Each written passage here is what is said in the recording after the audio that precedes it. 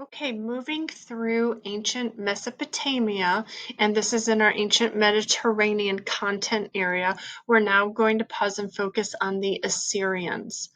Um, Please, through my Google Slides that is posted in Classroom, I really would like for you to watch the short video on the Assyrian Empire. Unfortunately, it doesn't seem that my ability to play videos in a screencast is working very well, but I have them loaded into the Google Slides for a reason. A lot of your contextual information will come from here. But overall, what you need to know about the Assyrians is that they were a culture of warriors, that they were extremely um, uh, um, tough culture of warriors that were merciless. They're known for their aggression. They're known for kind of their intimidation.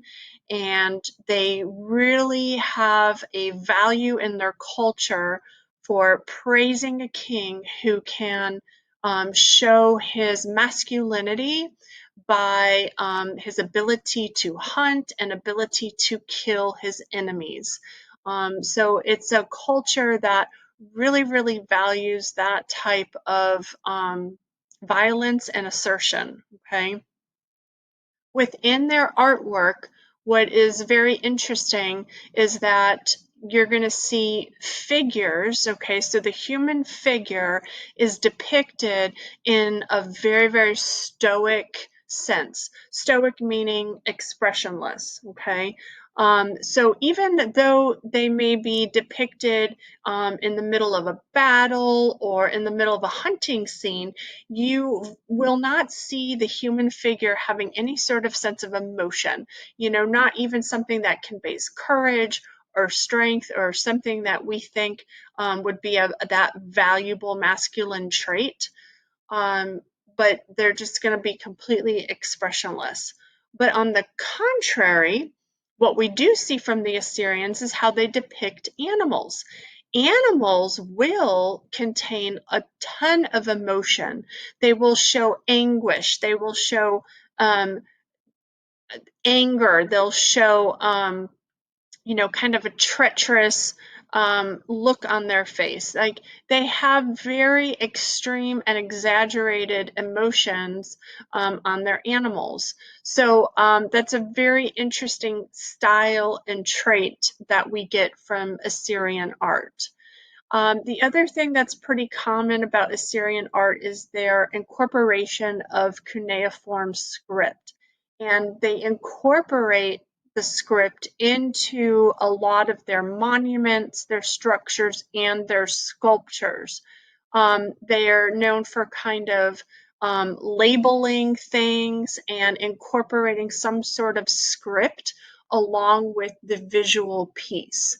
Um, they're also known for their relief sculptures. They're known for some of their semi-freestanding sculptures and kind of creating these almost mythical beasts.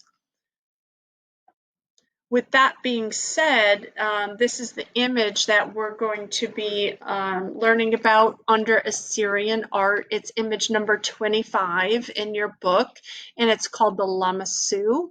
And in case you are unfamiliar with Assyria, in Mesopotamia, we are at the northern end. So we've covered the Sumerians, which is the southern tip, and then slightly north of them we have Babylonia, and now we're up more towards the north end of Mesopotamia with the Assyrian culture. All right, so here are some Lamassu images. Like I said, it's image 25. The image on the left is your actual AP image. It is titled Lamassu. It is from the citadel of Sargon II, citadel meaning kind of like city center. The culture that made it is Assyrian. It's technically Neo-Assyrian, but saying and giving credit to Assyrian culture in general is just fine. It is located in modern day Iraq, and these Lamassu sculptures are from 720 to 705 BCE. It is alabaster, which is kind of like a type of like plaster stone, and they stand about 10.5 feet tall. Okay. I have some other images here so that you can see the Lamassu in more of a profile view. When we're just observing and trying to gather the content for this image, we can see what we have here is a mythical type of creature. We have what looks to be a human head, some sort of maybe horse body. We can see wings on the horse's body.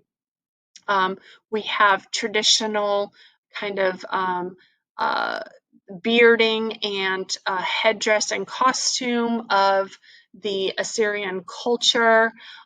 We have some sort of, adornment that goes on the body of the Lamassu, and we can tell that, he is in a profile view. Sometimes the head will be in a profile view, which is forward facing, okay? But then we have other Lamassu that will have their head turned, slightly composite view.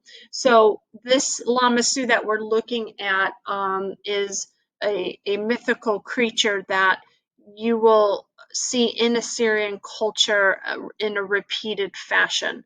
So again, it's not a one and only. There are multiple um, remnants of Lamassu throughout the entire citadel. They are all structural, which means they are part of the monument or the building.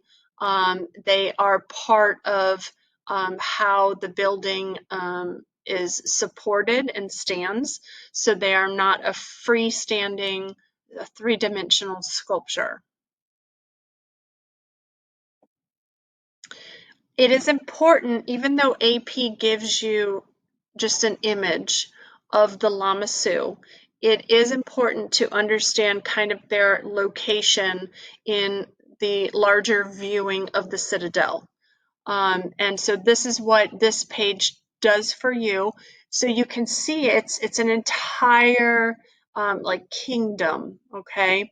And right here we have the entrance to the citadel. So one of the citadel gates. This represents the citadel walls, okay?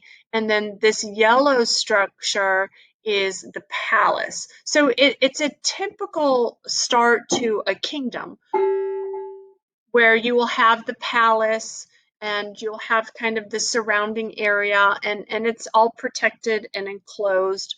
But this is the start. A citadel is kind of the start to those later kingdoms that we'll see. Within the palace, you have, your throne room, which is usually in the center. We do have here a ziggurat. Within the grounds around the palace, you have another temple, where the people living within the walls can go and worship. And what's important to know is that these Lamassus are located at the gates. Now there are multiple gates to the citadel.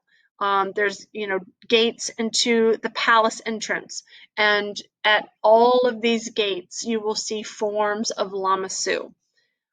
Here is just kind of a close-up depiction of the palace gates. You can see the staircase going up because it's erected high, and you can see the drawings of people, and this is hopefully giving you an understanding of the monumental structures that we are looking at here. Even in prehistoric not prehistoric, I'm sorry, even in before Common Era times, that, you know, we have very sophisticated structures, architecture, and citadels. Here you can see a chariot and some horses. So hopefully this gives you a great idea of the scale that we're looking at. So when specifically learning about the Lamassu, the function of them is exactly what you think. They are guardians of the gates. That's why they're located there.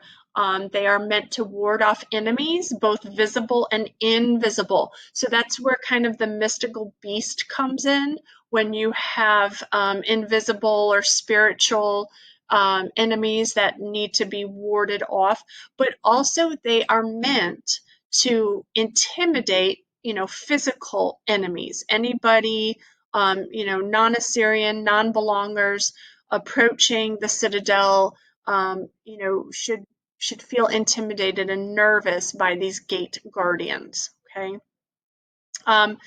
Contextually, what we have here is that in 2015, the Islamic State representatives claimed that the Lamassu, along with many other archaeological sites of the ancient world, declared that these statues were considered idols and needed to be destroyed. So we'll kind of learn about that when we get into Islamic art and we learn about you know, the practice of Islam and the restriction of utilizing idols in your worship. So what that means is a lot of these Lamassus have been destroyed, and the few that are left, you know, are located in, you know, museums around the world. But unfortunately, you know, men associated with ISIS used jackhammers, drills, and sledgehammers to demolish the Lamassu. I mean, this is also true. A lot of ISIS members had destroyed tons of Buddha statues and things like that as well. Again, it's about Islam interpreting that, you know, the use of idols is inappropriate in worship. Contextually, though, because we have the Assyrians were such, you know, hard warriors and such a very a culture that was really into you know, kind of a bully type of culture. We have a lot of evidence of them creating these types of beasts that were meant to intimidate and scare as well. So it's like a reflection on the culture and that that need to, you know, really show strength and masculinity. In terms of form, I think what is most interesting about the Lamassu, and if you're not looking closely, it's so easy to miss it. But if you look at their legs, okay, if you take away anything from the Lamassu, I want it to be this. Let's count 1, 2, 3, 4, and way back here is 5. So let's look at the previous slide, okay, where it's a little larger. 1, 2, 3, 4, and 5. Okay, it's hard to see, I know, but this is the Lamassu AP wants you to know about. So we need to know that this guy has 5 legs, and that's what is so interesting about this Lamassu. What is happening here, this is intentional, you know, this was not a mistake, though the symmetrical Lamassu on the left has the exact same 5-legged creature. It's not that it is a 5-legged creature per se, but what is happening here is this is the Assyrians' interpretation to show both a frontal and a side view at the same time. From the front, okay, when you're standing in front of the gates and you're looking at the Lamassu is staring right at you. and he is supposed to look like he's just very still and stoic right in front of you, okay? But as you walk past the Lamassu, all right, so if you begin to enter the gates and you're now walking past the Lamassu, they want the Lamassu to look like he is in motion, that the Lamassu is walking. So the Assyrians have purposely and artistically captured both scenarios within the same sculpture. So you get this kind of still frontal view as well as this motion, walking past you view. Okay. We talked about that stoic face because this is both creature and human. We have the human head, and so this is what I mean by that stoic face. It's a very hard, stern look, okay, like making eye contact type of look, but yet there's no expression, and part of that stoic expression is almost what makes him intimidating, okay. So that's what I meant by the stoic face. We have an absolutely intimidating size. So using scale and proportion in your favor is an example of the Lamassu. Again, it's 10.5 feet tall, so it completely overtowers the human and lets you be very, very aware of its presence. There is no negative space. So we talked about the votive figures, and how the area in between the legs or in between the arms was completely carved away and full of negative space. We don't have that with the Lamassu, but there's a reason. It's because these are also structural. So these are not just decorative carvings that are located at the gates, but they are part of the actual structure of the building itself. So with that being said, if you were to carve away all the negative space, you would have weakened that structure. Okay. There's a lot of detail and decorative accessories around the body. You see a lot of carving that shows textures and many, many details with the Lamassu. We already talked about content, but we have a human-headed animal with a horse or a bull-like body. It has 5 legs. The hooves, though, okay, so it looks kind of like a horse's body, but then when you look at the hooves, those definitely are not horse hooves. They're more like a camelid or some sort of camel type of hoof. So we definitely have some blending of animal features as well. It has that long wavy beard with long hair and a noble headdress. So the headdress definitely signifies some sort of royalty. And it is a winged animal. All Lamassu definitely have wings. So our next screencast will be about the Persians. Hopefully you enjoyed learning about the Lamassu and this kind of strong, intimidating culture of the Assyrians. Till next time.